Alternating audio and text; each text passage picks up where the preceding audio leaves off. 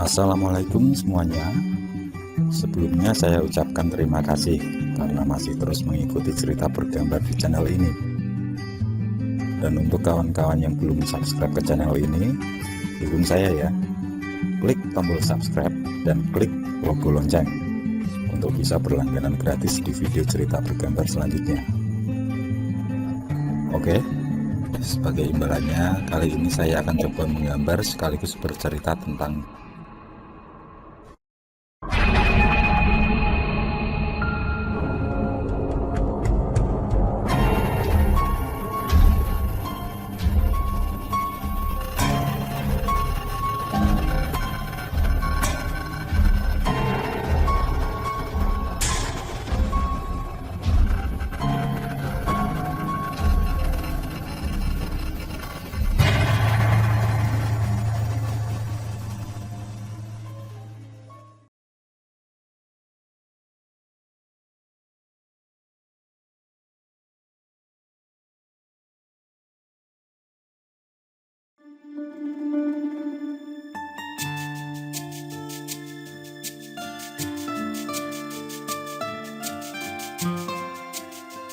Assalamualaikum. Terdengar suara seorang perempuan bertamu ke rumah Pak Parmen selepas asar. Kebetulan, rumahku yang bersebelahan sedang berada di rumah sore ini. Tidak seperti biasanya, yang selalu kabur usai berganti pakaian dari sekolah. Bermain PlayStation adalah kegiatan yang sering kulakukan untuk mengusir kejenuhan. Tapi sore ini entah mengapa aku malas keluar. Aku yang mendengar ucapan salam itu segera keluar rumah. Tidak ada sautan dari Pak Parmen maupun istrinya. "Mencari Pak Parmen, Bu?" tanyaku sambil mendekat. Ibu Parubaya itu tampak gusar, seperti ingin segera bertemu dengan Pak Parmen untuk mengabarkan sesuatu. Pak Parmen dari dahulu dikenal sebagai pemandi atau pengurus jenazah di kampungku. Tidak hanya di kampungku saja yang memakai jasa Pak Parmen, melainkan sampai ke beberapa kampung sekitar. Nama Pak Parmen sangat dikenal sebagai pemandi jenazah. Karena seringnya mengurus jenazah, beliau seperti menjadi peka dengan firasat-firasat yang dirasakan. Tidak jarang, Pak Parmen ditemui lewat mimpi, atau didatangi arwah sekedar mengucapkan terima kasih. Biasanya, sebelum mendapat job memandikan jenazah, Pak Parmen sering bermimpi pada malam hari. Dalam mimpi itu, beliau didatangi oleh jenazah yang bersangkutan, dan paginya, yang bersangkutan diketahui meninggal dunia. Karena berulang kali terjadi, baginya itu bukan suatu hal yang menakutkan. Sebagai tetangga bersebelahan rumah, Pak Parmen juga sering membagikan kisah-kisah yang dianggapnya tidak wajar saat melakukan pekerjaannya. Baik di saat dalam proses, maupun ketika selesai, ataupun setelah beberapa hari. Beliau sendiri memandikan jenazah dari berbagai macam keadaan. Ada yang meninggal karena sakit, meninggal akibat kecelakaan, dan bahkan meninggal karena diguna-guna. Aku menjadi cukup akrab dengan beliau, karena selalu mendapat cerita-cerita yang membuatku ketagihan. Sehingga setiap kali Pak Parmen usai melaksanakan pekerjaannya, aku sering dolan dan meminta agar berbagi kisah. Cerita-cerita nyata yang dialami Pak Parmen, beberapa ada yang membekas di ingatanku. Memberi sebuah teguran tentang bagaimana bersikap dalam menjalani kehidupan. Beliau mengaku, ada pengalaman yang berkesan selama memandikan jenazah. Kala itu, ada jenazah yang mengeluarkan air mata saat dimandikan.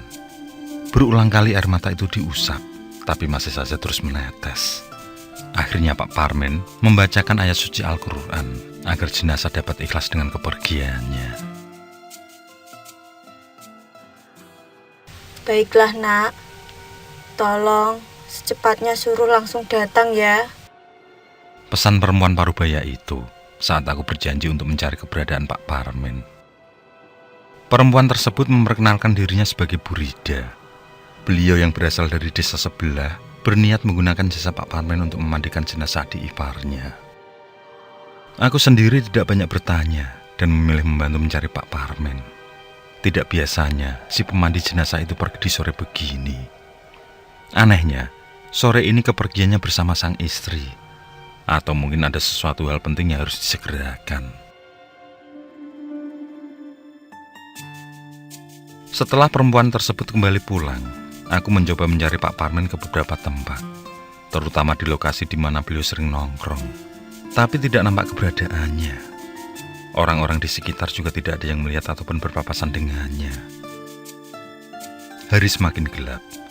Karena tidak berhasil menemui Pak Parmin, maka aku berencana ke rumah duka untuk mengabarkan hal tersebut. Memberikan kejelasan agar pihak yang terkena musibah mencari orang lain sebagai pemandi jenazah.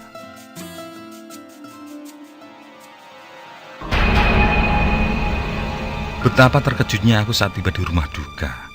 Terlihat Pak Parmin sudah selesai dengan pekerjaannya. Begitupun dengan istrinya yang ikut membaur dengan petakjiah perempuan. Aku tidak berpikir macam-macam. Mungkin saja Pak Parmin sudah ketemu sama Bu Rida, sehingga langsung datang ke rumah duka. Pak Parmin mendekat saat melihat kedatanganku. "Gus, sama siapa kamu?" tanya Pak Parmin agak heran. Aku menjawab dengan jujur bahwa tidak ada niat untuk takjiah, tapi untuk memberitahu pihak keluarga agar mencari pemandi jenazah. Karena sudah berjanji pada seseorang yang bernama Bu Rida. "Loh, jam segitu aku bersama istri sudah di sini kok." Pak Parmin terkejut saat aku meringat cerita tentang kehadiran Bu Rida mencari beliau selepas asar tadi.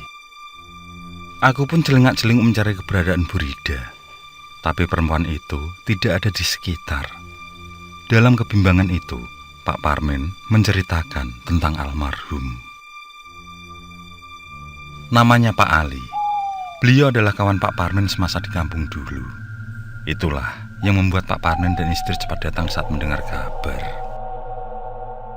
Dari cerita keluarga dekat Pak Ali, setelah beberapa bulan mengidap penyakit komplikasi, akhirnya hari ini Pak Ali memilih mengakhiri hidupnya dengan meminum racun serangga. Diketahui, beliau merasa tidak kuat lagi dengan penyakit yang diidapnya. Bahkan, menurut kesaksian beberapa warga, beliau telah ditelantarkan oleh anak dan istrinya. Keluarganya sudah jenuh dan bosan merawat. "Kamu ikut ke makam atau tidak, Gus?" tanya Pak Parmin saat jenazah siap disolatkan yang kemudian diberangkatkan. Pada akhirnya, aku ikut Pak Parmin untuk mengantar jenazah ke liang lahat. Usai sholat maghrib, warga ganti melakukan sholat jenazah, yang disusul mengiring ke pemakaman.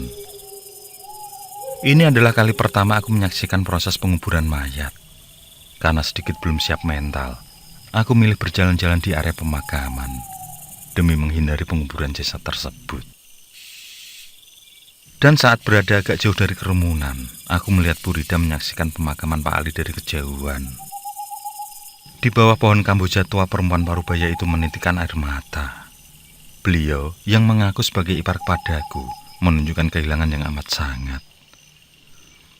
Dan pemandangan itu pun hanya berlangsung beberapa menit saja.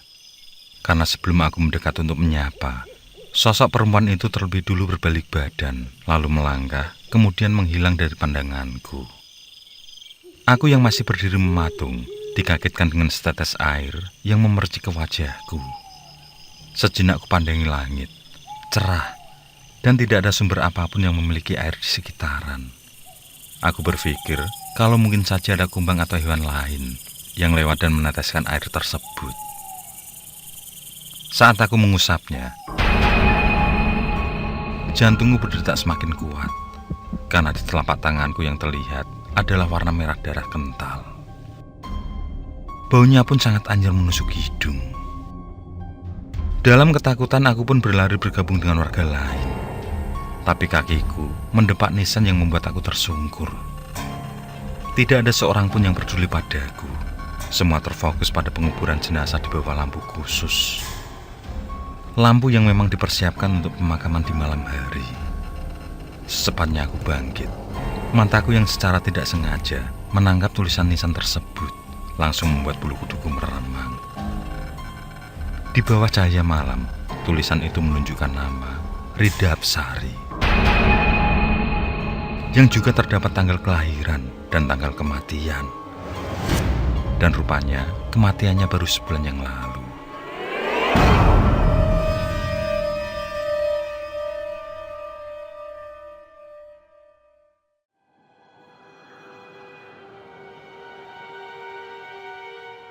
Kejadian malam itu membuatku syok yang kemudian demam.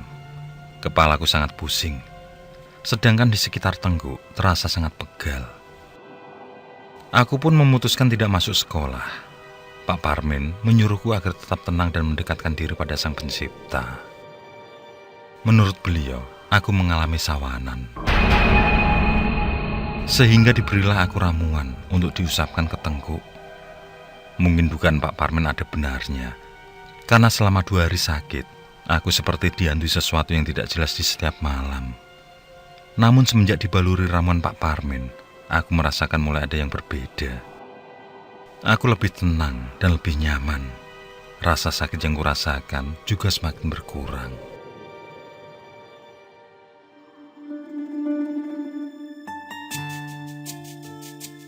Siang ini, selepas sholat zuhur aku sulit tidur. Bayangan Bu Rida juga batu nisannya menghias di pikiranku. Akhirnya, aku putuskan untuk ke rumah Pak Parmin. Ingin sekedar ngobrol tentang kejadian yang kualami. Mungkin beliau tahu sesuatu tentang Bu Rida, atau malah kenal dengan perempuan tersebut. Apa yang kamu alami tidaklah seberapa dengan pengalamanku selama ini, ujar Pak Parmin. Sang pemandi jenazah itu mencoba mengingat kalau kenal sama Bu Rida, atau setidaknya pernah bertemu, tapi tidak pernah beliau mengenalnya. Ciri-ciri tentang sosok yang aku jelaskan sama sekali beliau tidak mengenalnya. Justru Pak Parmin mengalihkan pembicaraan dengan berbagi kisah lain sebagai pemandi jenazah. Mau tidak mau, aku mendengarkan kisah demi kisah yang diceritakan. Kali ini, Pak Parmin menceritakan tentang pengalaman yang membuat dirinya juga sawanan sepertiku. Ternyata Pak Parmin pernah mengalami juga beberapa kali sawanan. Pantas saja beliau paham dengan kondisiku. Kisah diawali saat beliau pertama kali memandikan jenazah. Secara kebetulan dimandikan adalah korban kecelakaan maut. Retak di kepala bagian belakang membuat darah yang keluar seakan tidak pernah berhenti. Dibutuhkan waktu cukup lama memandikan jenazah tersebut. Bau anyir yang sangat kuat membuat Pak Parmin menahan mual di perutnya. Dan ternyata hal itu berlanjut hingga beberapa hari berikut. Bau amis darah terus mengikuti di setiap waktu Pak Parmin, sehingga membuat beliau selalu ingin muntah dan tidak ada nafsu makan. Beliau tergeletak lemah tanpa daya. Menurutnya, kondisi yang dialami sama persis denganku. Kepala pusing disertai pegal di bagian tengkuk. Teror bau amis dan bayangan-bayangan hitam yang berkelebat juga membuatnya cemas dan susah tidur. Setelah kurang lebih 10 hari, barulah Pak Parmin mulai baikan kembali. Beruntung di saat itu, tidak ada lagi orang yang membutuhkan jasanya. Tingkat kematian terhenti beberapa waktu setelah korban kecelakaan tersebut. Pastinya apa? Aku tidak tahu. Selama sakit aku selalu mendekatkan diri pada Yang Maha Kuasa. Pak Parmin mengimbui. Sejak kejadian tersebut, beliau mencari doa khusus sebagai pagar diri. Beliau juga mendapatkan sebuah raja sebagai pegangan selama menjadi pemandi jenazah. Karena bukan berdampak pada dirinya saja, tapi hal tak kasat mata juga seringkali menimpa istri dan anaknya. Sejenak, Pak Parmin menghentikan kisahnya, menyuruhku untuk pulang dan beristirahat saja. Namun aku lebih memilih berada di rumahnya, mengobrol, juga mendengarkan kisah mistisnya yang belum pernah diceritakan. Kisah seputar pekerjaan yang dilakoni sebagai pemandi jenazah. Akhirnya Pak Parmin kembali mengulas satu kisah tentang seorang yang dimandikan dari kampung sebelah. Kala itu, orang yang dimandikan adalah penderita stroke selama 11 tahun. Diketahui penyebabnya adalah karena jatuh dari pohon rambutan yang seketika tidak mampu menggerakkan sebagian tubuhnya. Karena selalu berbaring, jenazah pun mengalami luka di tulang ekornya, tepatnya di bagian atas pantat. Saat memandikan jenazah, menemui sesuatu yang ganjil, yakni kotoran mayat selalu keluar tanpa henti. Orang-orang pun menunggu sambil menyuruh beliau menyudahi. Tapi Pak Parmin tidak tega jika kotoran dari dubur itu tidak bersih sempurna.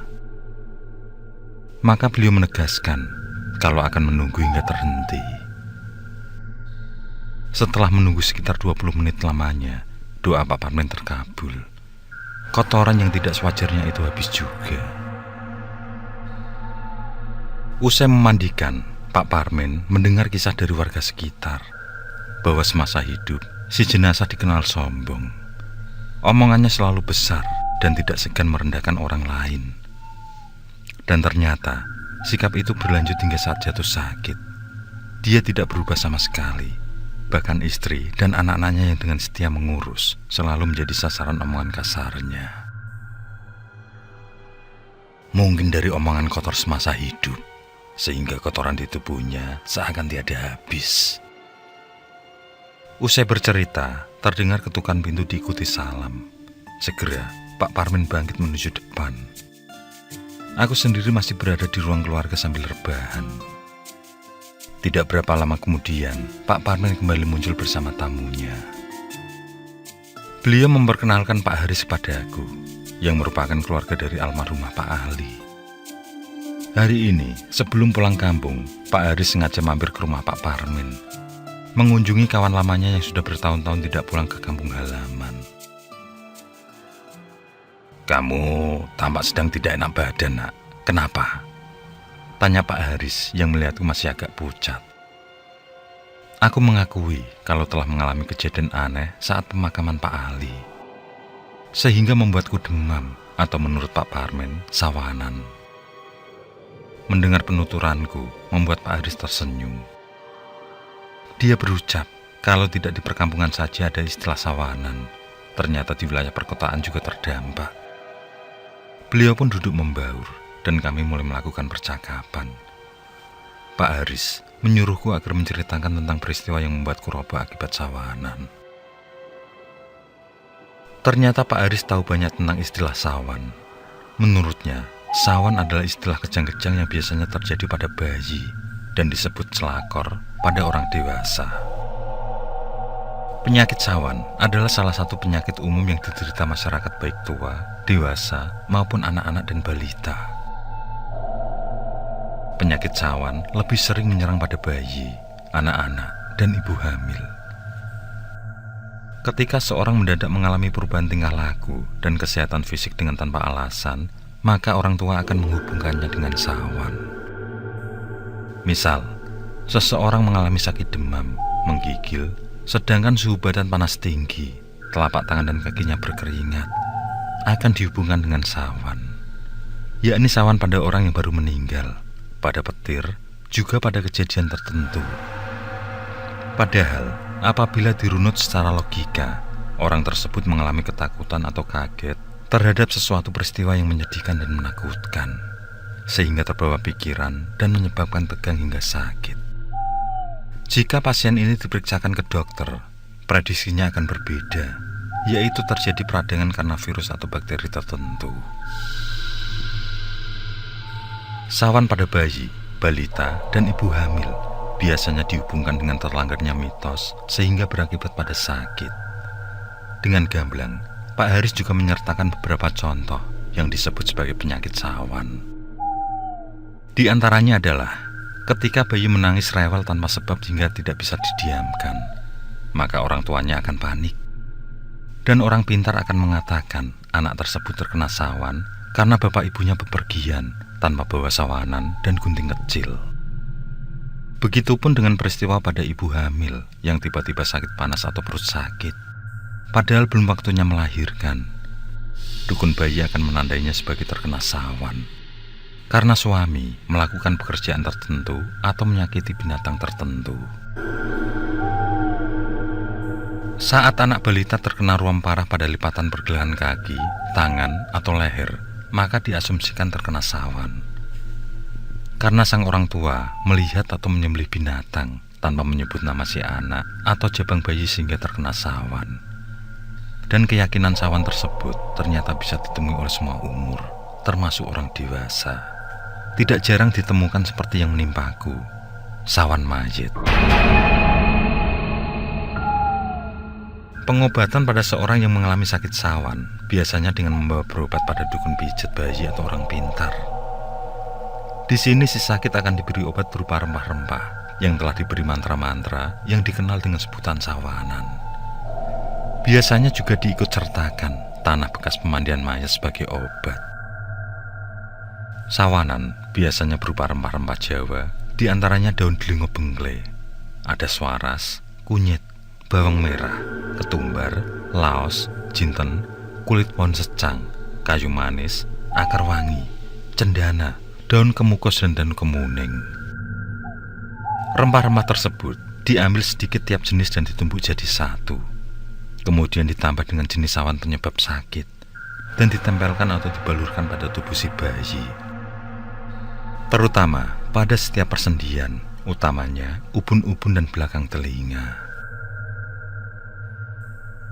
Pengobatan sawan masih tetap digunakan sebagian masyarakat. Bahkan ada yang diwujudkan berupa gelang sawan untuk dipakai sebagai penolak penyakit tersebut. Hal ini menunjukkan tingkat kepercayaan pada sawan yang cukup tinggi. Ibu hamil dan balita banyak yang memakai gelang sebagai pencegah penyakit sawan. Selain itu, di beberapa kediaman dukun bayi atau orang pintar, selalu ada orang tua yang membawa anak ataupun kerabatnya yang sakit untuk diobati.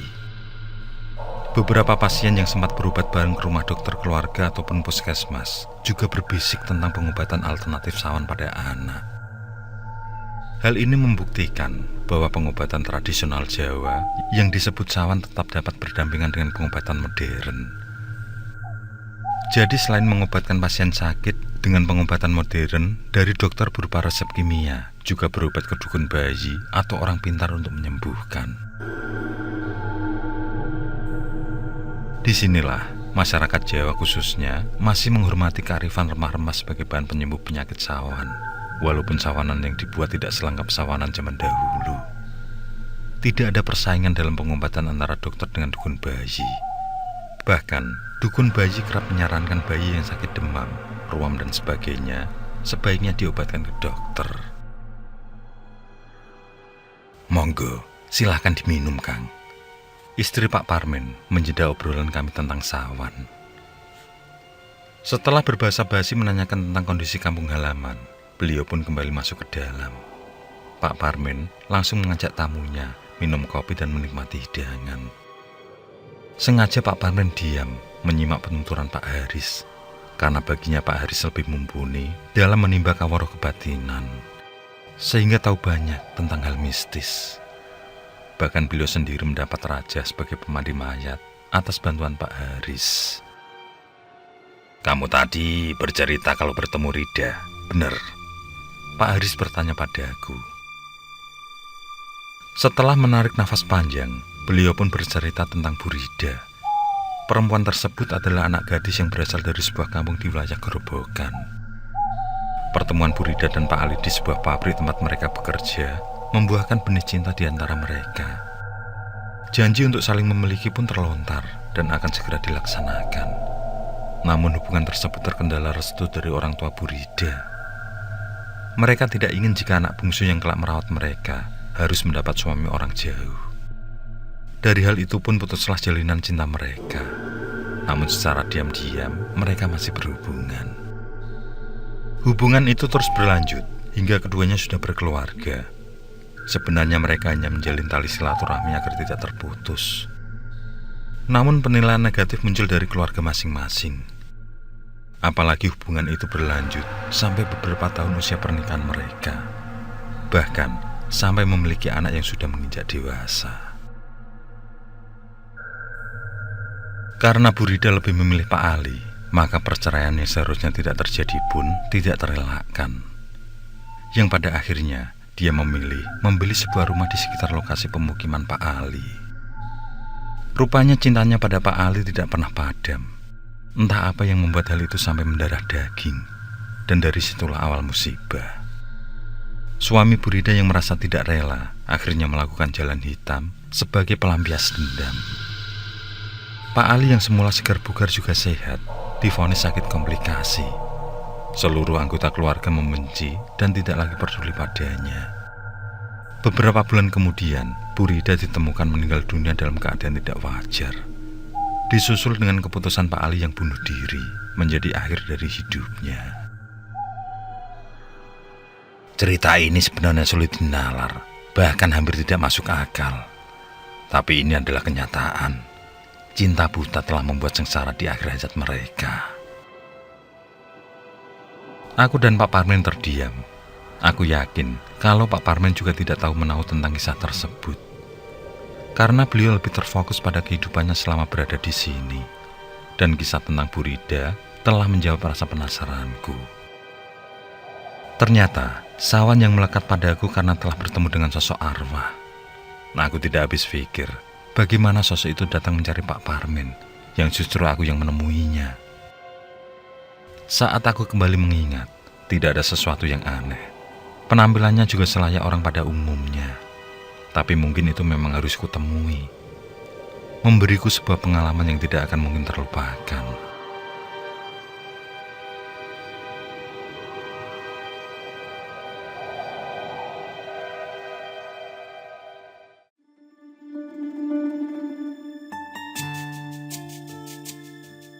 Sebulan berlalu, keadaan kembali normal seperti biasa.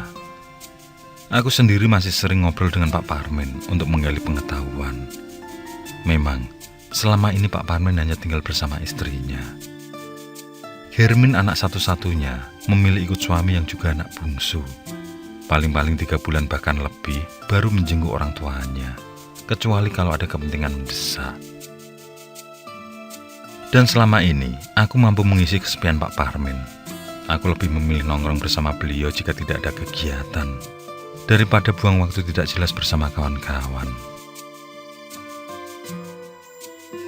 Assalamualaikum, ya ahli kubur. Siapa ini yang hadir?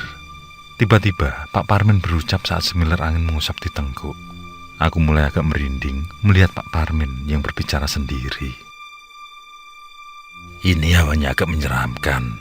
Mudah-mudahan arwah yang meninggal bisa kembali dengan tenang, ucap Pak Parmin lirih.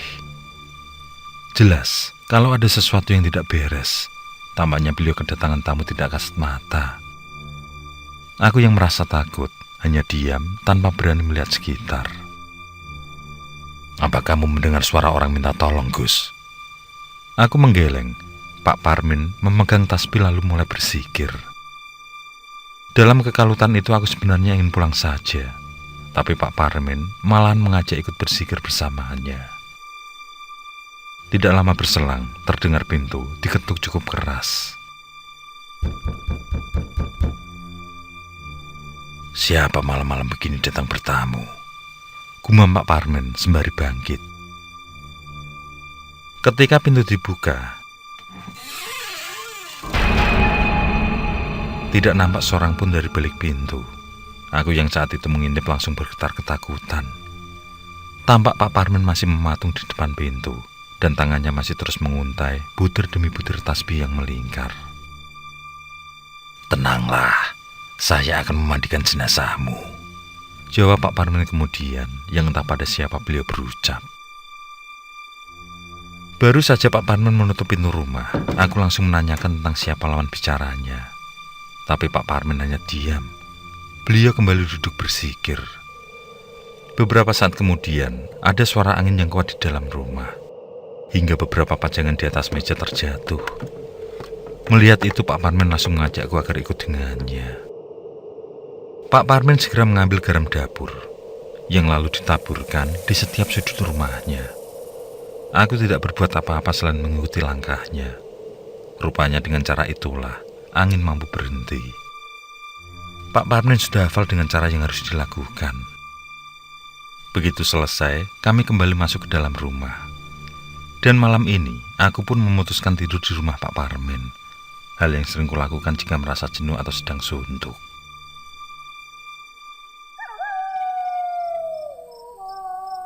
Malam yang cukup menegangkan membuatku langsung rebahan. Dalam keadaan setengah tertidur, tak lama muncul lagi suara ketukan pintu. Pak Parmen langsung membuka pintu yang nampak ada dua orang yang tidak dikenali. Mereka memperkenalkan diri sebagai Kosim dan Rohmat, yang mana kedatangan mereka bertujuan minta tolong kesediaan Pak Parmen agar besok pagi bisa memandikan jenazah saudara mereka. Kedua pemuda itu menjelaskan jika saudara mereka yang bernama Sukir meninggal gantung diri di rumahnya. Karena masih menunggu ibu dan sanak saudaranya, akhirnya diputuskanlah jika jenazah akan dimandikan, disolatkan, dan dikebumikan di keesokan harinya.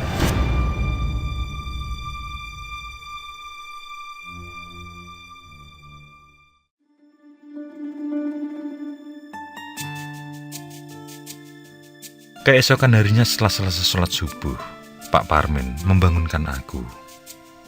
Selain menyuruhku untuk menunaikan sholat wajib, beliau juga menawari agar aku mengantarnya. Tanpa banyak bicara, aku langsung bangkit dan melaksanakan perintahnya. Kami pun langsung pergi ke alamat yang tertera.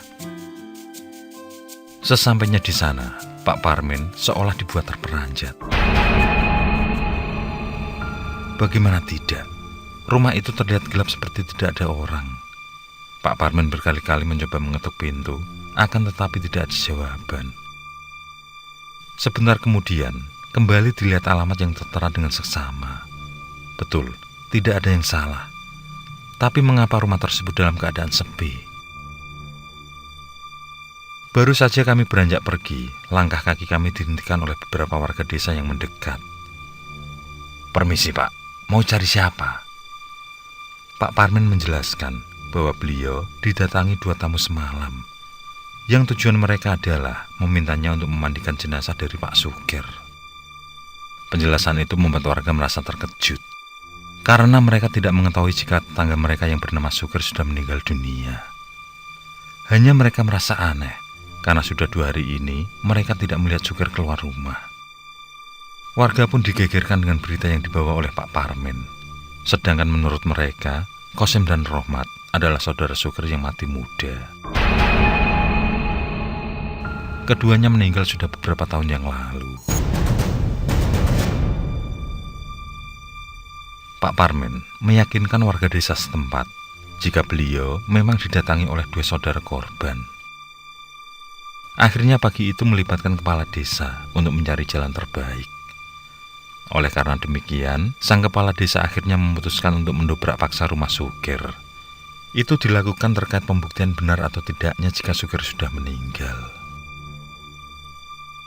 Setelah pintu rumah berhasil terbuka, terciumlah aroma busuk yang sangat menyengat hidung. Beberapa orang muntah-muntah karena tidak kuat, termasuk aku yang memilih menjauh. Sementara sebagian orang yang penasaran ikut masuk mengikuti Pak Parmen. Saat mengikuti sumber bau yang berasal dari dalam kamar Sukir, terlihatlah dengan jelas tubuh Sukir menggantung dengan seutas tali tambang kecil yang dililitkan di atas langit-langit kamar. Sesosok jenazah itu hampir membusuk. Tubuhnya biru kehitaman, matanya melotot, dan lidahnya panjang terjulur keluar. Seperti merasakan sakit menjelang sakaratul maut yang teramat sangat. Terlihat juga tetesan air mayat yang keluar dari lubang telinga, hidung, mulut yang menetes hingga membasahi lantai. Sungguh, pemandangan itu sangat menyeramkan bagi Pak Parmen. Karena kondisi jenazah yang sudah tidak memungkinkan untuk menunggu keluarga dari korban, diputuskanlah jika jenazah langsung dikebumikan saat itu juga. Dengan tegas, Pak Parmen meminta untuk memandikan jenazah tersebut.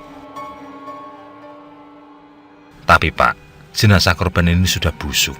Apa masih perlu dimandikan, Pak? Dan pastinya baunya yang menyengat tidak mungkin akan hilang," ucap Pak Kades memberi masukan. Namun Pak Parmen bersikeras memandikan jenazah tersebut. Menurutnya, beliau sudah berjanji untuk memandikan jenazah. Beliau juga berkata bahwa memandikan jenazah bukan agar si jenazah menjadi wangi, tetapi maksud dan tujuannya adalah membersihkan jenazah dari hal-hal yang menajiskan sebelum dikebumikan. Karena Pak Parmen bersikukuh untuk memandikan jenazah, akhirnya dimandikanlah jenazah Sukir yang sudah mulai membusuk. Ketika memandikan, Pak Parmen tidak hentinya mengucapkan doa-doa lirih dalam hati, agar Sukir, pria yang tidak dikenalnya itu bisa berpulang dengan tenang, dan arwahnya tidak menjadi arwah yang penasaran. Aku sangat salut dengan beliau, seorang pemandu jenazah yang melakukan kewajibannya bukan hanya karena uang semata, tapi karena tanggung jawab dan atas ridho dari Tuhan Sang Penguasa nyawa. Dari tajamnya sorot mata, beliau berharap agar ada generasi penerus yang melakukan tugas mulia tersebut.